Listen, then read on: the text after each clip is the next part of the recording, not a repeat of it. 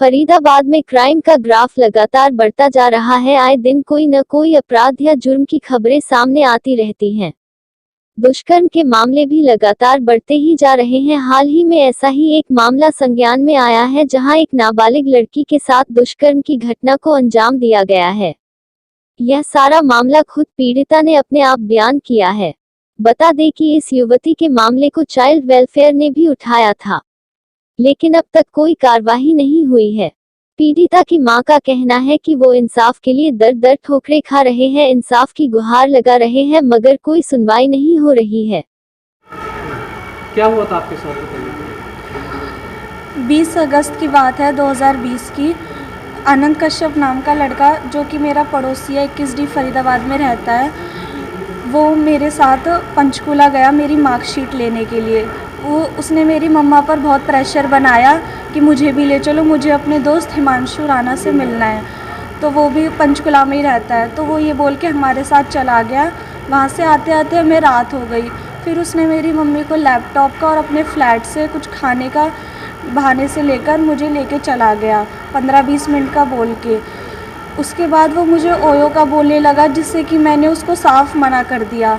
इससे पहले भी वो मेरी मम्मी को मेरे से शादी की बात कह चुका था, पर मेरी उम्र देख के मेरे घर वालों ने उसको मना कर दिया। फिर वो मुझे उस रात ओयो की बोलने लगा, तो मैंने उसको साफ मना किया। फिर वो मुझ पे एलिगेशन लगाने लगा बहुत सारे कि तू ऐसी है वैसी है, तेरे घर में ये है वो है। फिर मैंने जब उसको उल्टा बोला तो उसने मेरे साथ मार पिटाई करी ज़बरदस्त। 3 घंटे उसने मेरे साथ मार पिटाई करी और मुझे कार के पीछे बिठा दिया। अचानक मैंने देखा कि उसकी आंख लग गई सुबह के 4 बजे, तो मैंने कार खोलने की कोशिश करी, वो जग गया। फिर मैं वो गेट तोड़ने की कोशिश कर रही थी, विंडो तोड़ने की, पर वो नहीं टूटा। और फिर वो पीछे आया, उसने मेरा सर लेके 3 अलग जगह पे मारा कार के कोने पर, जिससे कि मैं बेहोश हो गई। फिर उसने मुझे कार में लेटा दिया और उसने मेरा शोषण किया। जब मुझे होश आया, मैंने उसको देखा, उसके कपड़े उसके घुटने तक उतरे हुए थे। फिर मैंने उसको लात मारी और मैं वहाँ से भागने लगी, तब भी उसने मुझको दोबारा मारा और मुझे रोड पे गिरा दिया उसने। वो जाकर किसी को फ़ोन करने लगता है। मैंने भी पुलिस को फ़ोन करा। जब उसने देखा कि ये भी किसी से बात कर रही है, तो उसने मेरे हाथ पर से आके फ़ोन हटा दिया। और जो एस्कॉर्ट के जो सिक्योरिटी गार्ड थे, उन्हें मेरे चिल्लाने की आवाज़ आई।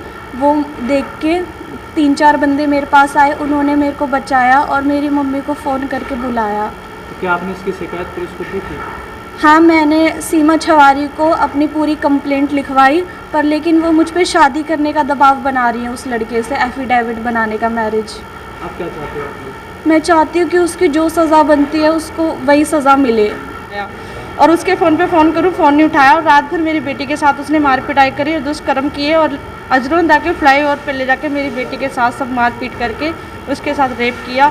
और वहाँ से सिक्योरिटी गार्ड आए, उन्होंने मुझे फ़ोन किया, उन्होंने मेरी बेटी को बचाया। तब मैं अपनी बेटी को वहाँ से लेकर आई सुबह। उसके बाद मैंने सेक्टर 16 महिला थाना में कंप्लेंट करी, तो वहाँ पे मेरी कोई सुनवाई नहीं हुई। सीपी साहब के यहाँ मैं सब में डोल ली और मैं बिल्कुल परेशान हो चुकी हूँ और मुझे न्याय नहीं मिल रहा मेरी बेटी को। FIR दर्ज कर ली है पुलिस ने? हाँ जी सर, FIR दर्ज कर ली है, पर उन्होंने मुझे FIR की कॉपी नहीं दी कि तू क्या करेगी, पहले लड़के वाले को आ जाना, लड़के वाले से बात कर ले। रात के 10-10 बजे तक लड़के वालों से मुझे बात कराते थे, बुलाते थे। तो मैंने कहा मैं क्या बात करूँगी, मैंने FIR कर दी, हमें इंसाफ चाहिए। तो मुझे डरा धमका के बाहर करते थे, मेरी बेटी को अंदर बुला लेते थे।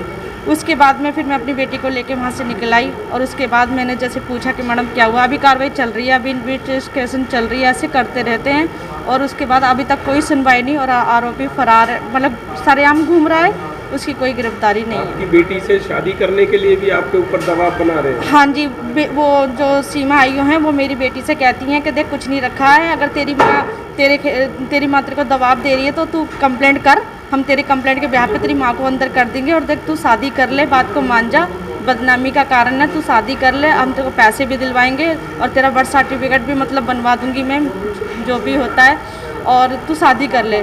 तो मेरी बेटी ने कहा कि मुझे इंसाफ चाहिए, कि मैं शादी नहीं करूँगी ऐसे आरोपी के साथ में। ये था। अब आप क्या चाहते हैं? मैं इंसाफ चाहती हूँ कि मेरी बेटी को कैसे मिलेगा इंसाफ? ये सर मुझे नहीं पता कैसे मिलेगा इंसाफ। में दर की ठोकर खा रही। गिरफ्तार कर लिया है पुलिस ने उसको? नहीं, उसको गिरफ्तार नहीं किया है, वो खुद मिलके जाता है पुलिस वालों से, वो लड़का, उसको गिरफ्तार नहीं किया है।